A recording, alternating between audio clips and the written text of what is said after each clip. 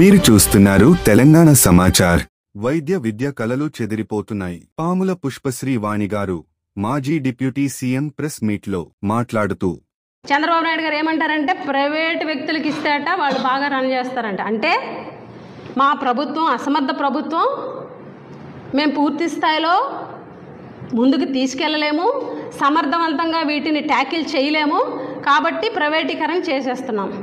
ఇక్కడ ఓన్లీ వీళ్ళ దురుద్దేశం ఒకటే, మెడికల్ కాలేజీ ప్రైవేటీకరణలో కూటమి నాయకుల దురుద్దేశం ఒకటే, ముడుపుల కోసం, కమిషన్ల కోసం, వీళ్ళ స్వార్థం కోసం ఈరోజు ప్రైవేటీకరణ చేసేస్తే పేద మధ్యతరగతి విద్యార్థులు వైద్య విద్య గవర్నమెంట్ మెడికల్ కాలేజీలో సీట్ వస్తే ఫ్రీగా సీట్ వస్తుంది కాబట్టి వాళ్ళ కళ నెరవేరేటువంటి పరిస్థితి ఉండేది. అది జగన్ గారి విజన్, ఆ కాలేజీలు తీసుకురావడం వల్ల. కానీ ఈరోజు ఈ కూటమి ప్రభుత్వం తీసుకున్నటువంటి నిర్ణయాల వల్ల వాళ్ళ కళలన్నీ కూడా కళలైపోయినాయి, చెదిరిపోతున్నాయి. మెడికల్ కాలేజీల ముఖ్య ఉద్దేశం వైద్య విద్యను అందించి డాక్టర్స్ని తయారు చేయడమే కాదు జగన్మోహన్ రెడ్డి గారి ఆలోచన. మెడికల్ కాలేజీలు వస్తే సూపర్ స్పెషాలిటీ సేవలు అందుతాయి. ఓపీ నుంచి సిటీ స్కాన్ వరకు, ఆపరేషన్స్ వరకు ప్రతిదీ కూడా ఫ్రీగా అందుతుంది. ప్రొఫెసర్స్ వస్తారు, పీజీ డాక్టర్లు వస్తారు, ఎంబీబీఎస్ డాక్టర్లు వస్తారు, నర్సింగ్ స్టాఫ్ వస్తారు.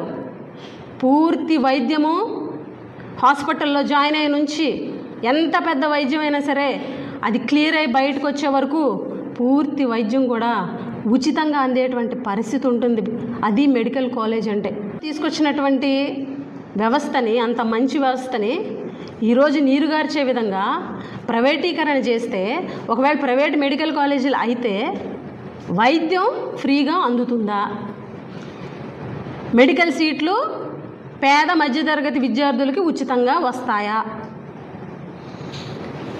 ఈరోజు మేము ప్రైవేటీకరణ చేసేస్తాము, మాకు చేత కాదని చెప్తున్నారు. ప్రైవేటీకరణ చేయడం వల్ల కూడా ఇది ప్రైవేటీకరణ కాదు అని మళ్ళీ వాళ్ళే చెప్తున్నారు. మేము చెప్పామా ప్రైవేటీకరణ అని చెప్పేసి.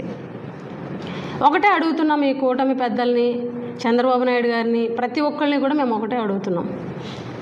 మీరు ప్రతిదీ కూడా ఐవీఆర్ఎస్లని అదని ఇదని ప్రజాభిప్రాయం తీసుకుంటారు కదా, మరి మెడికల్ కాలేజీల విషయంలో ప్రజాభిప్రాయ సేకరణ ముందుకు అడిగేసేటువంటి పరిస్థితి మీకుందా? చిన్న మండల కన్వీనర్ని వేయాలన్నా ఐవీఆర్ఎస్ ద్వారాగా అభిప్రాయాలు తీసుకొని, లేకపోతే ఏదన్నా ఒక పథకం గురించి సర్వే చేయాలంటే ఐవీఆర్ఎస్ కాల్స్ ద్వారాగా అభిప్రాయ సేకరణ తీసుకొని ముందుకెళ్తారు కదా. ఇదే కదా మీ విధానం. మరి ఈరోజు మెడికల్ కాలేజీలు ప్రైవేటీకరణ విషయంలో మీరు ఈ ఐవీఆర్ఎస్ ద్వారాగా ప్రజాభిప్రాయం తీసుకోగలరా? ఏ ఒక్కరైనా మీ నిర్ణయాన్ని రాష్ట్రంలో సమర్థిస్తున్నారా? ఇంత దారుణమైనటువంటి నిర్ణయం తీసుకొని భావి తరాలని ప్రశ్నార్థకం చేసే విధంగా ఈరోజు మెడికల్ మాఫియా కోసం మీరు తీసుకున్నటువంటి ఈ నిర్ణయాన్ని మేము తీవ్రంగా ఖండిస్తున్నాం.